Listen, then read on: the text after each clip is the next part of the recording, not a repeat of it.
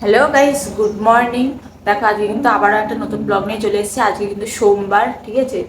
আর এই দেখো বাইরে কিন্তু মা এখানে বড়ি নাড়ছে আর দিকে গৌতম ডাল তুলছে। আর আকাশের অবস্থা কেন শুধু দেখো, পুরো মেঘে ভর্তি, তাই তো পাখি? আর এখানে কিন্তু পাখি বসে বসে কি খাচ্ছ তুমি? চা বিস্কুট। ও চা বিস্কুট খাচ্ছে, আমিও এখন চা বিস্কুটই খাবো। একটু বিস্কুট নিয়ে বসে পড়েছি। আর আকাশের অবস্থা এত খারাপ, পুরো মেঘে ভর্তি, জানি না কি হবে, রোদ হবে না কি হবে। আজকে আমাদের ডাল অল্প লাগানো, কিন্তু বড়ি হবে অনেক। তার মধ্যে গৌতম যাবে মার্কেটে। আর আজকে আমরা যাব কিন্তু পান্ডুয়া। পান্ডুয়া হচ্ছে, দেখো ঠাকুরনগর তো আলাদা একটা বিষয়, যে ঠাকুরনগরে গুরুচাঁদ ঠাকুরের সম্প্রদায়ের সব কিছু ইয়ে হয়, ওটা তো সবাই জানে। কিন্তু পান্ডুয়া কিন্তু আমাদের যে গুরুদেবের আমরা দীক্ষিত, মানে আমরা না, আমার শ্বশুর শাশুড়ি দীক্ষিত নেওয়া সেই গুরুদেবের ওটা আশ্রম, ঠিক আছে। ওখানেও কিন্তু প্রচুর বড় করে অনুষ্ঠান হয়। তো আজকে সেই অনুষ্ঠান, তো বাবার যাওয়ার কথা ছিল, কিন্তু বাবার যেহেতু শরীরটা খারাপ তাই বাবা যেতে পারবে না। আর মারও যেহেতু শরীরটা খারাপ তাই মাও যাবে না। তো আজকে আমি, গৌতম আর পুচকু যাবো পান্ডুয়াতে। তুমি যাবে তো মেলাতে? হ্যাঁ, যাবো। তো তাড়াতাড়ি করে দেখি যত তাড়াতাড়ি কাজবাজ সারতে পারবো তত তাড়াতাড়ি ভালো, তত তাড়াতাড়ি যেতে পারবো আমরা। তো আকাশের যে অবস্থা জানি না কখন কাজ শেষ হবে, তাও চেষ্টা করবো তাড়াতাড়ি করার। যত তাড়াতাড়ি কাজ শেষ হয়ে যাবে তত তাড়াতাড়ি চলে যাবো পান্ডুয়াতে, কারণ ওখানে কালকের দিয়ে অলরেডি লোক ঢোকা শুরু হয়ে গেছে। আর নয়তো জায়গা পাবো না, গিয়ে না বসার জায়গা পাবো না দাঁড়ানোর জায়গা পাবো। তারপরে তো ওয়েদার তো খারাপ হয়েছে। তো চলো দেখা যাক কত কি হয়। তো দেখো সকাল থেকে বড়ির কোনো ভিডিও দিইনি, মানে কিন্তু এটা না যে কাজ বন্ধ ছিল। আসলে মেন ব্যাপার হচ্ছে গৌতম গেছিল মার্কেটে। তো সেই ফাঁকে আমরা কিন্তু সব বড়ি ফড়ি দিয়ে কাঁচানো গুচানো সবই হয়ে গেছে, আমার সান্দানো হয়ে গেছে। আর এখন আমরা খেতে বসেছি ভাত। ভাত খেয়ে নিয়ে আবার তাড়াতাড়ি করে রেডি হতে হবে, কারণ 3:30টার সময় আমাদের ট্রেন রয়েছে। ট্রেন ধরে আমরা যাব পান্ডুয়া, তোমাদের কিন্তু সকালেই বললাম। তো চলো তাতে করে খেয়ে দিয়ে নিই, তারপরে গিয়ে ওখানে তোমাদেরকে দেখাবো যে কিরকম কি সব জায়গাটা। পুরোটা তোমাদেরকে ঘুরিয়ে দেখাবো, সব কিছু শেয়ার করার চেষ্টা করবো। তো পুরো ভিডিওটা কিন্তু দেখতে থাকো। আর এখন বেশি কথা বলা মানে টাইম নেই, একদম প্রচুর হাতে লেট, মানে কাজ করতে করতে প্রচুর দেরি হয়ে গেছে। তো চলো ঝটপট করে আগে রেডি হয়ে নিই, তারপর তোমাদের সাথে সব কিছু শেয়ার করছি। তো দেখো ফাইনালি কিন্তু আমরা রেডি হয়ে বেরিয়ে পড়েছি। আর অনেকটা লেট হয়ে গেছে না তো, মানে আর 10 মিনিট পরে ট্রেন। দেখা যাক ট্রেনটা পায় নাকি। তো চলো তাড়াতাড়ি করে আগে যাই। হ্যাঁ,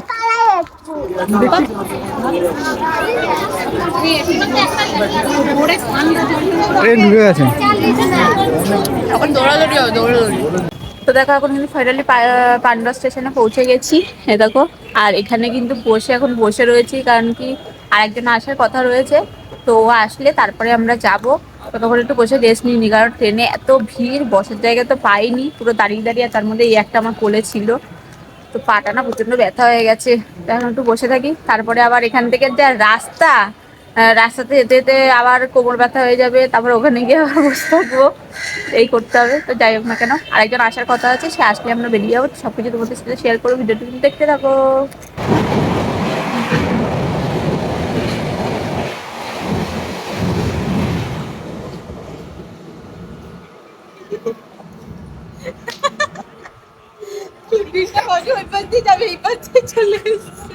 আমরা 1 নম্বরে বসে আছি, বুঝতে পারি। তো দেখো ফাইনালি কিন্তু আমরা এখানে পৌঁছে গেছি। আর এখন এখান থেকে কিন্তু পুরো হেঁটে হেঁটে যেতে হবে। তো দেখো, এই দেখো সব এখান থেকে দল বেরাচ্ছে, সব এখান থেকে দল বেরোবে। আর এরা এখন এনার্জি এনার্জি এনার্জি করছে, এনার্জি। এই ছেলেটার জন্য আমাদের যে এত লেট হয়ে গেছে, সবাই দেখে রাখো। আর এরা সব সাথে এখন এনার্জি দিচ্ছে, কারণ এখন নেই করে আধা ঘন্টা, আধা ঘন্টা না, 1 থেকে 1.5 ঘন্টা। আমার এনার্জি ট্যাবলেট না তো। দেখো পেছনে সব কিন্তু জল ঢুকছে, জলের সাথে তখন হাঁটতে হাঁটতে চলে যাবো। তো চলো পাখি, মজা লাগছে।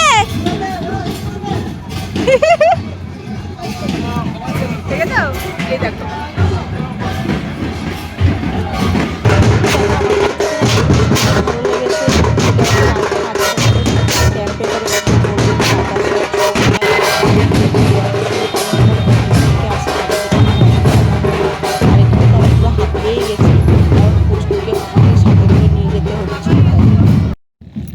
তো দেখো এমনিতেই তো হাঁটতে হাঁটতে অবস্থা খারাপ হয়ে যাচ্ছে, তার মধ্যে আবার এখন পড়ছে বৃষ্টি। মানে যেখানে যায় সেখানে মানে বৃষ্টি আমাদের পেছন পেছন চলে আসে। ঠাকুরনগরেও গেছিলাম, তখনও বৃষ্টি চলে আসছিল, আর এখানে এসে এখানেও বৃষ্টি পড়ছে। এখন অনেকখানি রাস্তা যেতে হবে, তার মধ্যে এরকম বৃষ্টি পড়া শুরু হয়ে গেছে। এখন তো আস্তে আস্তে পড়ছে, কিন্তু জোরে পড়লে যে কোথায় দাঁড়াবো এখানে ভগবানই জানে। কারণ দেখো চারপাশে শুধু মাঠ আর মাঠ, আর কিচ্ছু নাই। আর সামনে শুধু ভিড়, শুধু লোকের ভিড় আর দলের ভিড়, আর কিচ্ছু নেই। তো চলো দেখি কত তাড়াতাড়ি পৌঁছাতে পারি। আর যদি না হয় তাহলে একটা মাত্র ছাতা নিয়ে এসে সেটা আমার পুচকুকে ঢাকার জন্য ওকে ঢেকে দাঁড়িয়ে থাকবো এক জায়গায়, ভিড় কিছু করার নেই।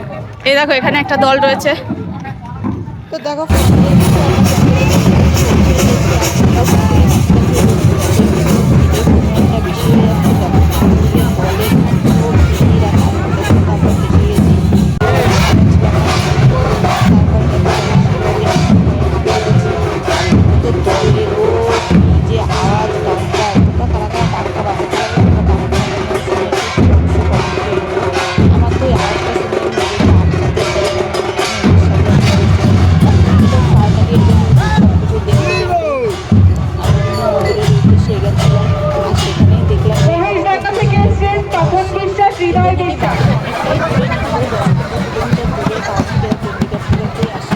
আর এদিকে দেখো মন্দিরের কাছে চলে এসেছি, আর সেই দিকে এত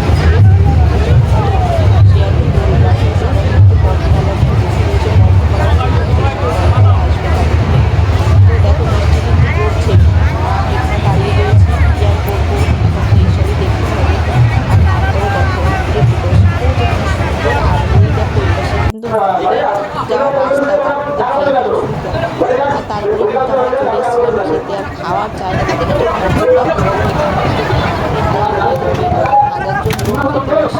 এক একটা লাইনে প্রায় 200 জন ধরে। তো দেখো তারপরে কিন্তু খাওয়া দাওয়া শুরু হয়ে গেছে। ছিল ভাত, ডাল, ছেঁচড়া, তার সাথে ছিল আলু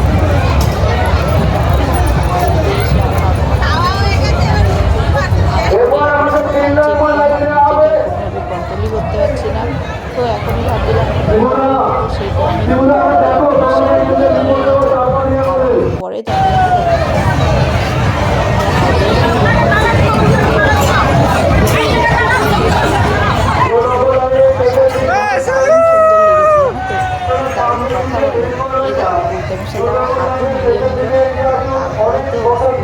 হারার মহাদেব এরকম বলছিল। চলো উনি তো খাওয়া দাওয়া করে চলে গেছে, আর ভিডিওটা এই পর্যন্ত শেষ করলাম। আর এটা চলে এসেছি আমরা পরের দিন ভোর রাত্রি, আর এখানে পাখি দেখো পাখি নিয়ে বাজাচ্ছে।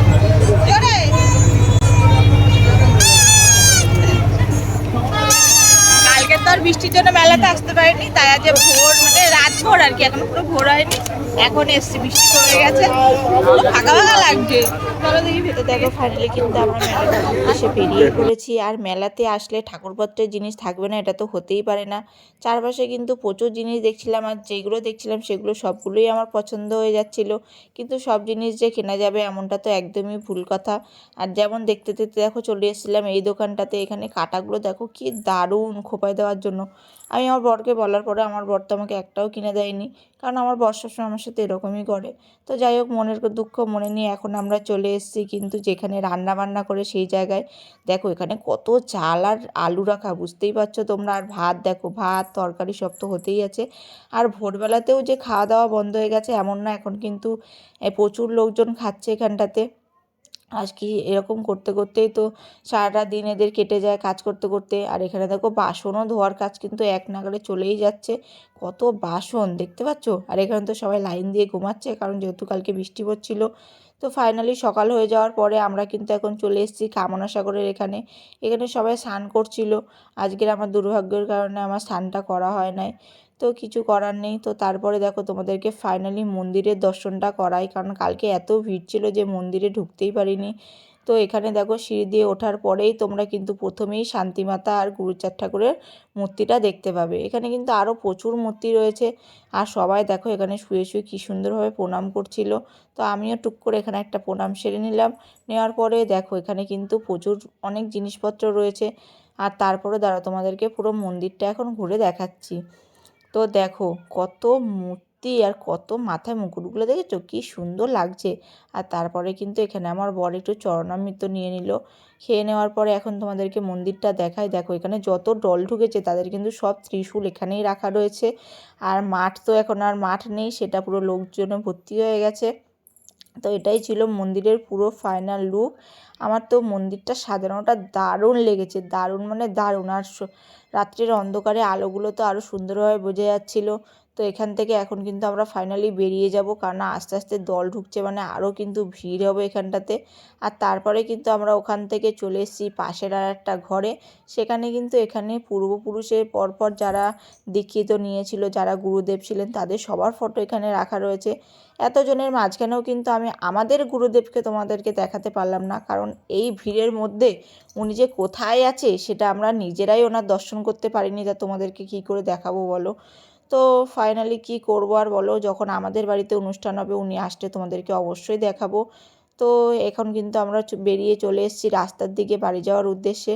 আর তখনও কিন্তু কন্টিনিউ একটার পরে একটা দল ঢুকছে, পরশুদিন থেকে দল ঢোকা শুরু হয়েছে, এখনও পর্যন্ত ঢুকেই যাচ্ছে।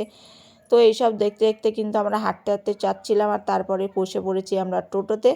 অটোতে যাওয়ার সময় আমাদের কিন্তু খুবই কান্না পাচ্ছিল, সেজন্য আমরা কান্না করছিলাম। আর আমার পুচকি দেখো হাসছে। তো ভিডিওটা এখানেই শেষ করলাম, কেমন লাগলো বলো।